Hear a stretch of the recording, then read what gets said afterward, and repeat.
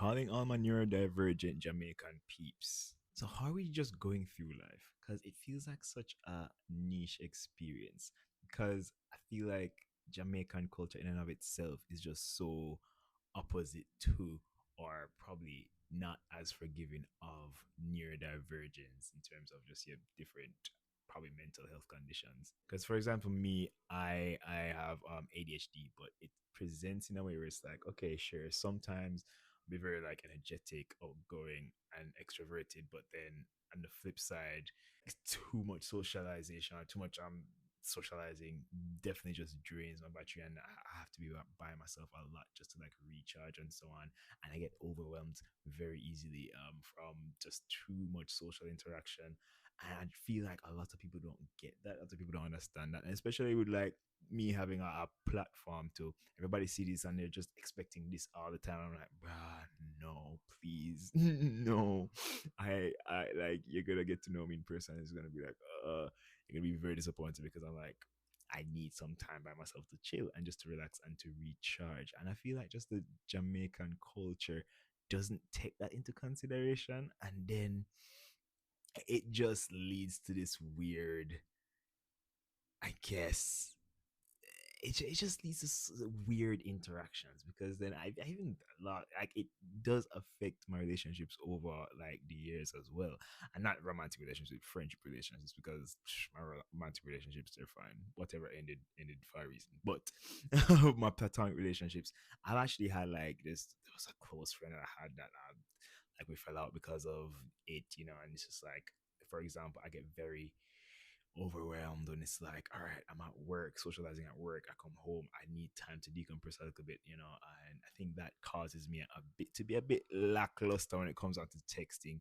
and replying and so on. I'm like, bruh, for me, I'm just like, I'm not a 24/7 type of human being. You have some people that are 24/7, where it's like, oh, I went out with my friends today. I come home and I have to talk to every single one, every single person, like, straight till I go to bed. I'm like, I can't do that. I can't do that. And I feel like some of us just weren't made for that. And I'm like, I feel like people like us, we understand that there are people like us and that there are people like that. And it's okay either side. But I feel like people like that don't understand people like us. And it's just like we're the ones that are weird and different and so on. And I'm just like, bruh, I don't know what to tell you. Just like, I just get overwhelmed at sometimes. And I guess the experience just kind of feels a bit like you feel a bit lonely, where it's like you have all these people that just are seemingly normal presenting, and then that like, bruh, I sometimes I'm just not up for doing this or not up for doing that and so on, and it's like it just directly clashes with your Jamaican culture, and it's just I'm like especially when it comes on to like the older generation of of Jamaicans as well. It's like I don't know what to say. I don't know what to do. And it's like I could sit down here and preach about what neurodivergence is from today till tomorrow, and they're still gonna be like, what? Which is why I'm so glad to have like met people who understand me like that. Like, they probably don't understand me on like that level to be like, this is why he's how he is. But just know say, oh, I just him that, is like, all right, cool, sometime over with, sometime I'm not gonna really up for doing certain things. But sometimes he's done fight. So when he's done fight, let's go, let's hang, it's this, yeah.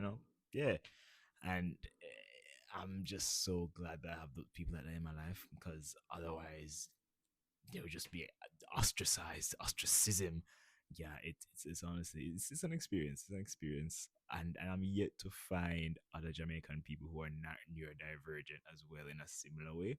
I feel like there's a lot of neurodivergence in a certain direction in Jamaica, which is why the culture started forming around a certain way. But when it comes down to this kind of side of it, it's a little less, which is why we seem like the weirdos or the outcasts. But anyway, yeah, that was just a grand session on that. But that intersectionality is definitely something that I want to explore more. Just like how many people in Jamaica are neurodivergent to that level or in that way. But I feel like there's a lot of people in Jamaica that I think I think basically everybody have a little touch of something, a touch of autism. But yeah. I just would love to know how many people in Jamaica feel like that with certain types of neurodivergence. And then Jamaica in and of itself already, when it comes on to mental health issues, are just topics. I mean, them reach a certain place, them reach somewhere they weren't really them catching up, but it take a while. So yeah, but yeah, it's an interesting thing to think about, that type of intersectionality. But yeah, anyway, are there anybody else in that type of situation or that condition where it's like you have that type of thing or that type of interaction, but also in some sort of, I guess, probably Caribbean culture as well, where it's like it just clashes and you're just left with, bro, I just have to keep masking to present a certain way so that I'm, I guess, accepted by my own people. Yeah, let me know in the comments.